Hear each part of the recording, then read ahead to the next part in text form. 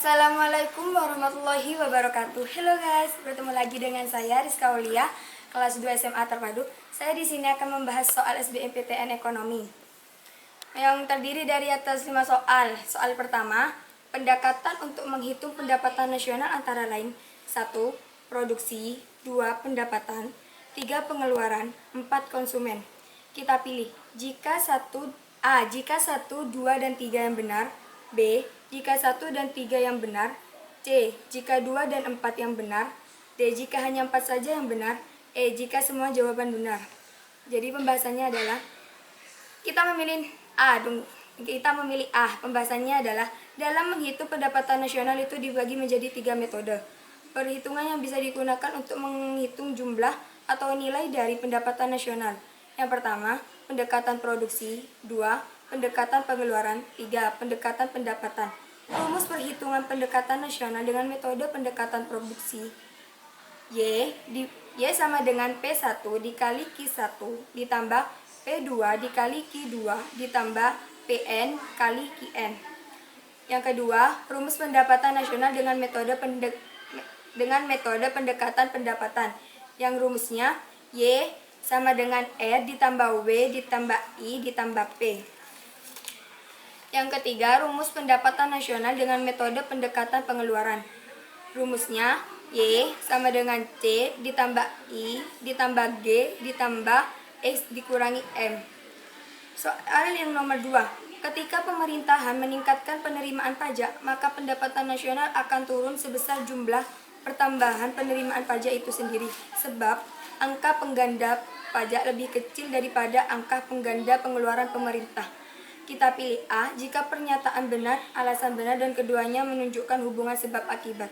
B. Jika pernyataan benar, alasan benar, dan keduanya tidak menunjukkan hubungan sebab akibat. C. Jika pernyataan benar dan alasan salah.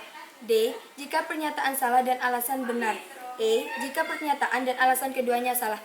Kita milih A jika pernyataan benar, alasan benar, dan keduanya menunjukkan hubungan sebab akibat.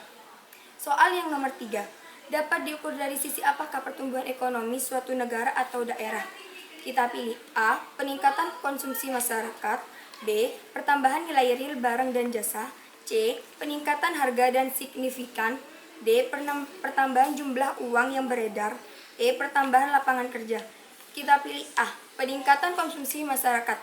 Dengan pembahasannya, pertumbuhan ekonomi diukur dari GDP. Sedangkan untuk menghitung GDP ada beberapa pendekatan. Yang pertama, pendekatan pengeluaran, yang termasuk dalam pendekatan pengeluaran adalah konsumsi, investasi, belanja pemerintahan, dan net. Yang kedua, pendekatan pendapatan, yang termasuk dalam pendekatan pendapatan adalah upah, bunga, sewa, dan profit dalam satu periode. Yang ketiga, pendekatan nilai tambah atau produksi dihitung dari nilai tambah proses produksi barang mentah barang jadi dalam satu periode. Soal yang nomor 4. Data yang diperlukan dalam perhitungan pendapatan nasional. Yang pertama, sewa tanah berupa 2.000. Yang kedua, investasi berupa Rp1.000. Yang ketiga, laba usaha Rp100. Yang keempat, belanja pemerintahan Rp500. Yang kelima, ekspor Rp750.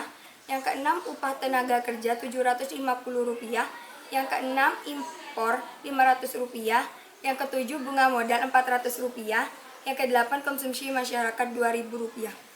Berdasarkan data di atas, maka besarnya pendapatan nasional dengan pendapatan pengeluaran adalah A. Kita pilih A, Rp500.000. B.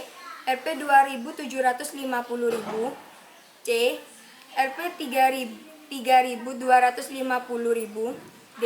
Rp3.500.000. E. 3.750. Pembahasan pendapatan nasional dengan metode pengeluaran. Y sama dengan C ditambah I ditambah G ditambah X dikurangi M. Y sama dengan Rp2.000 ditambah 1.000 ditambah 500 ditambah 750 dikurangi 500, dan hasilnya 3.750. Jadi jawabannya adalah E. Soal yang nomor 5. Perhatikan beberapa kebijakan yang dilakukan oleh Bank Indonesia. Yang pertama, Bank Indonesia mengeluarkan SBI dengan pecahan Rp10.000 yang akan dilempar ke pasar uang dalam bulan tersebut. Yang kedua, dalam upaya menggairahkan dunia usaha telah diturunkan suku bunga bank sebesar 1,75%.